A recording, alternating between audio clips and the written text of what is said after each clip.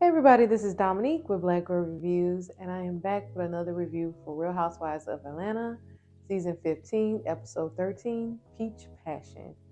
Okay, so let's get right into it, you guys.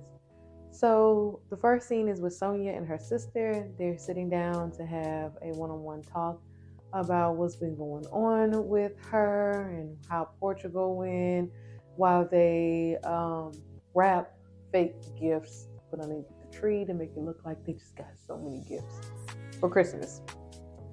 And pretty much Sonia tells her sister that, she felt some type of way that she didn't stick around to be at her Mommy Nation event and she didn't get to see the growth that she made for Mommy Nation. And her sister pretty much was letting her know, like, look,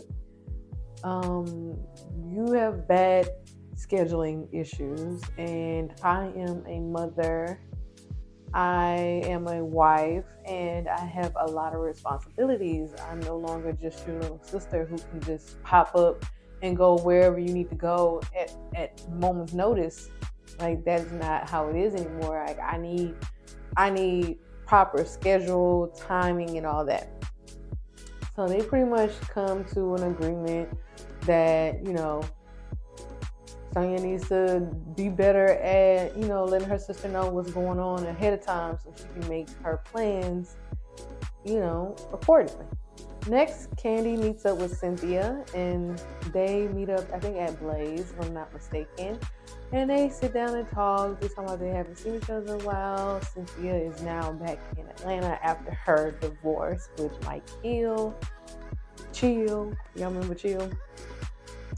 After Mike Hill, and they discuss, Cynthia saying that she didn't think that she would be at this point where she's going through two divorces already, and she's back at Lake Bailey after the divorce, and she's trying to get back into the scene pretty much in LA. I mean, in Atlanta, not LA, in Atlanta.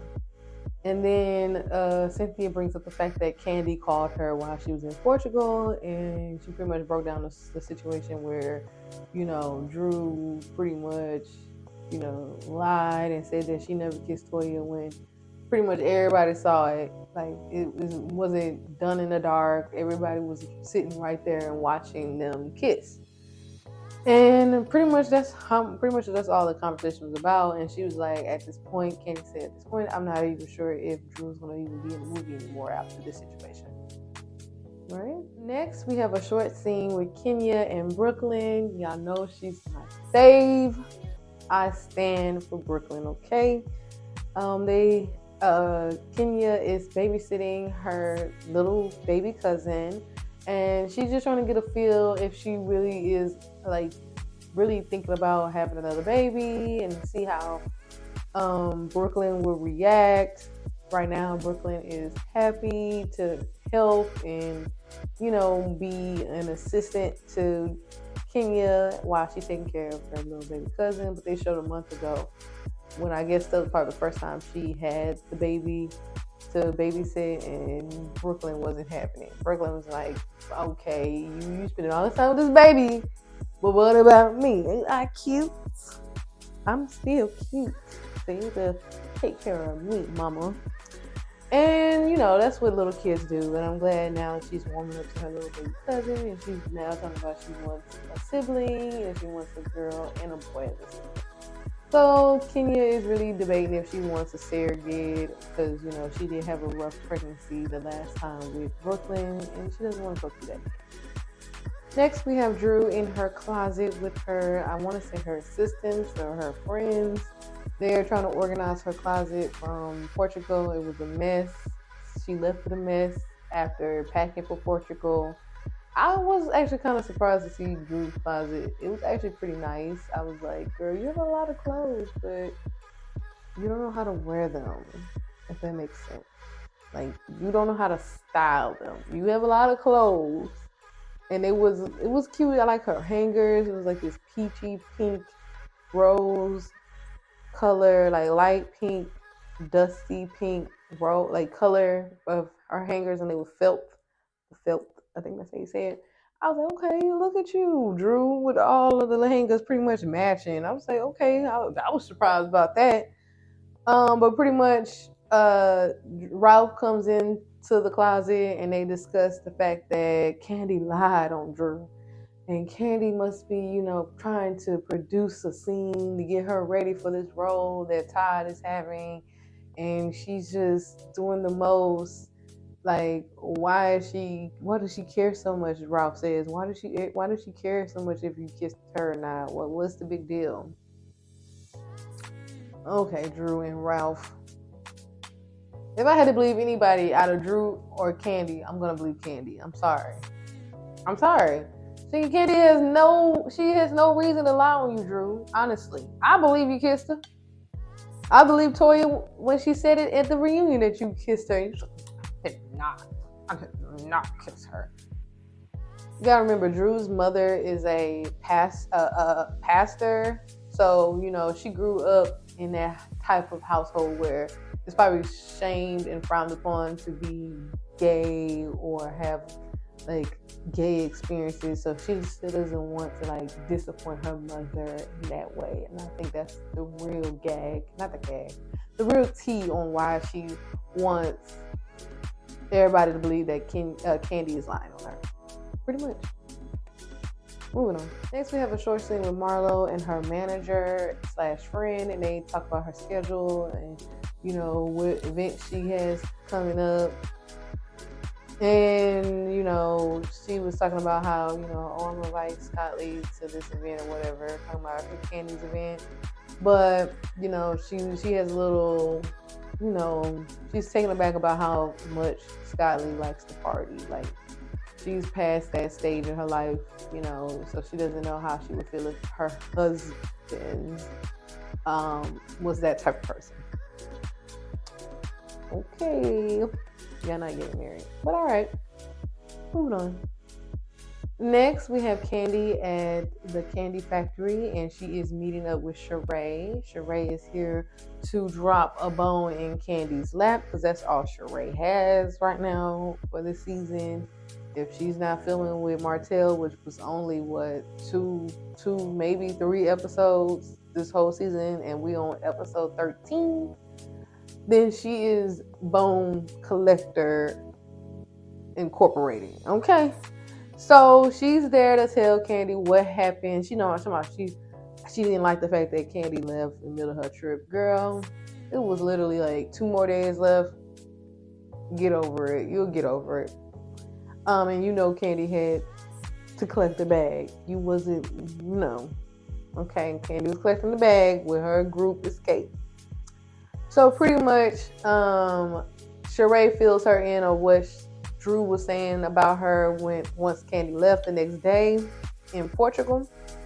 And Drew feels like Kandi is lying on her. Kandi is using this moment to pretty much promote her movie and produce a scene so it can kind of lead her and get her ready for the movie.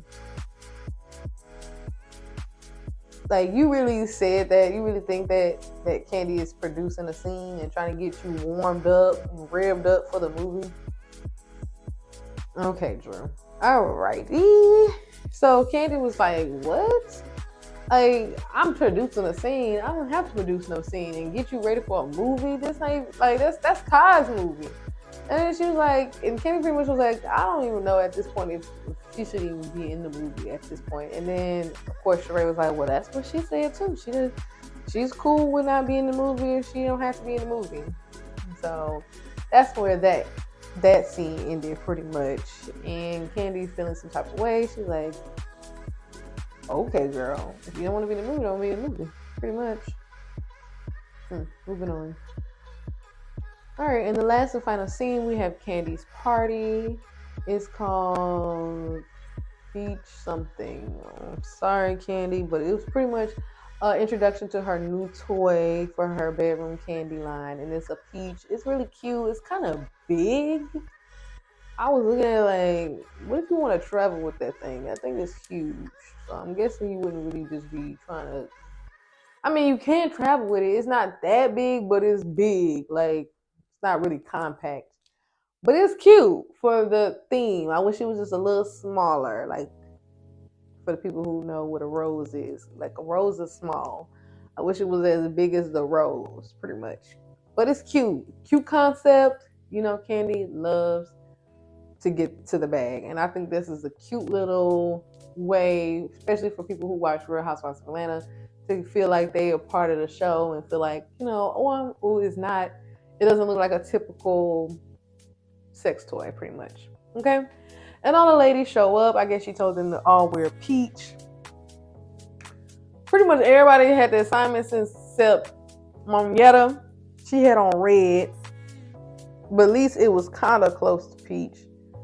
Nah, it wasn't. I ain't going to try to give her no benefit of the doubt. She at least could have wore pink or something. She wore bright red, dark red. Like, girl, you an AKA. You could have found, like, you could have got you a pink, blush pink or something. Like, okay. Then, and Sheree, she was just too casual for me. Sheree had on, like, this champagne type sequence shirt, and I forgot what type of pants she had on. I wouldn't be surprised if she had on jeans, honestly. And she had maybe the little belt she had wrapped around this sequin shirt had a little peach in it, and I guess that tied into the color scheme. But I still was like, girl, you off with the colors, okay? So they're all mixing and mingling, and pretty much everybody's trying to see when is Drew showing up. Drew was pretty much the last person to show up. And Kandi before Drew shows up, Toya shows up. And Toya tells Kandi, I'm mad at you, Kandi. And then Kandi was like, no, Drew was already there when Toya finally showed up. So Kandi was like, what you mad at me for? Let's go talk. And so she goes and brings Toya and Drew upstairs to go talk. So they go talk, and pretty much they discussing the whole kissing. Did you kiss or did you not kiss? Pretty much at in Charlotte. And pretty much Kandi was like, I have no reason to lie. I have no reason to lie at all. And Drew was just like, well, I'm just defending my truth. Girl, that's some gaslighting stuff. You learning too much from Ralph. When someone says they're defending their truth, no, it's either the truth or the lie, not your personal truth. I don't like when people use those key words like, I'm defending my truth. So what you mean is your truth is what you just made up in your head. And the real truth is what Kandi's saying. But you're going to defend what you're saying in your head because you just made it up and you said that that's what happened. Okay, once you said that, I said, oh, she knows she kissed Toya. And I could tell Toya, she told Toya to lie. Because I know Toya, she said Toya called her. So when did she call you? Because she said Toya called her right as soon as Marlo sent her the video, right? But then she texts Toya, oh, you tell me the God honest truth. Did we ever kiss? And then Toya said no.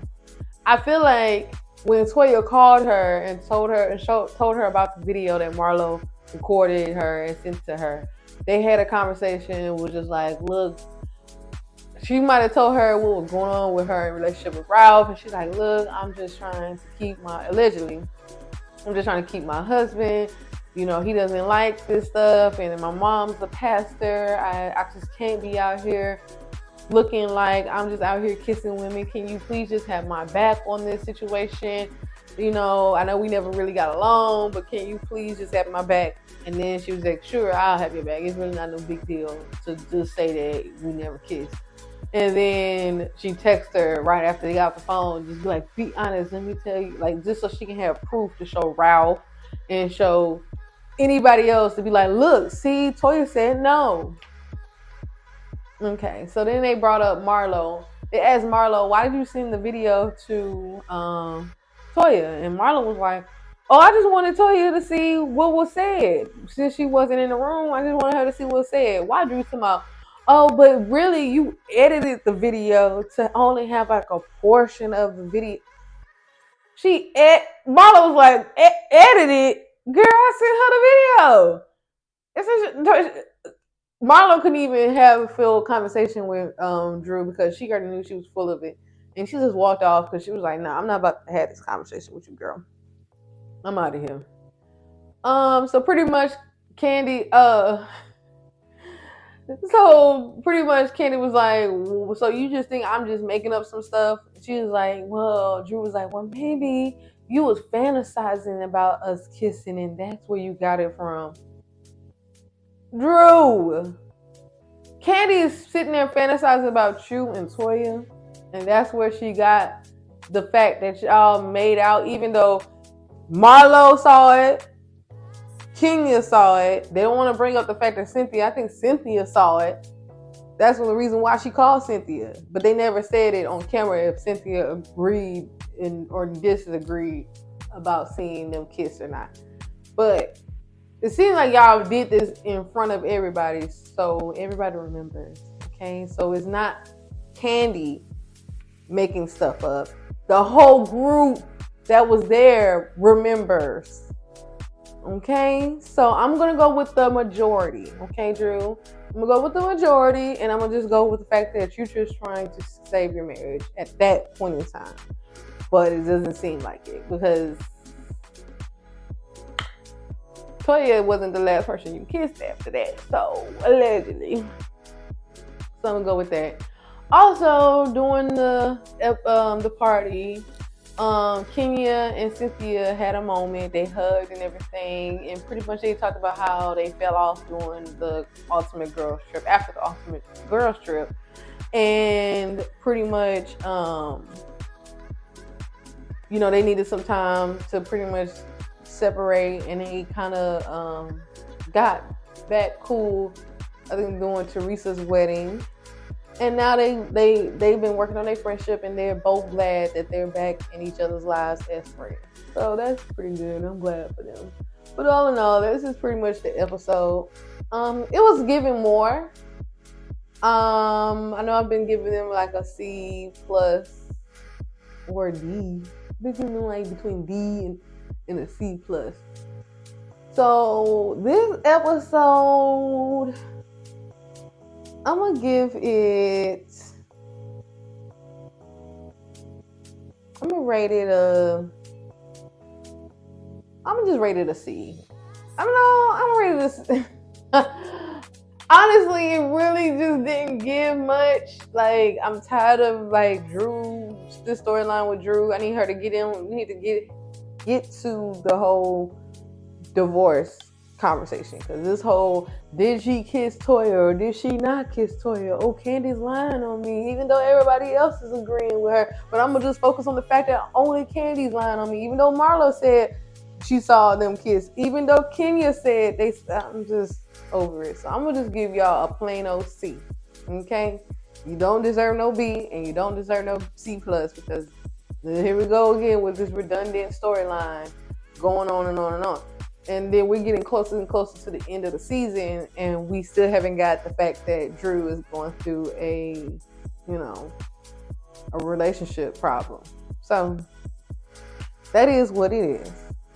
I want you guys to like, subscribe, and comment, please. Please, please, please. And thank you so much.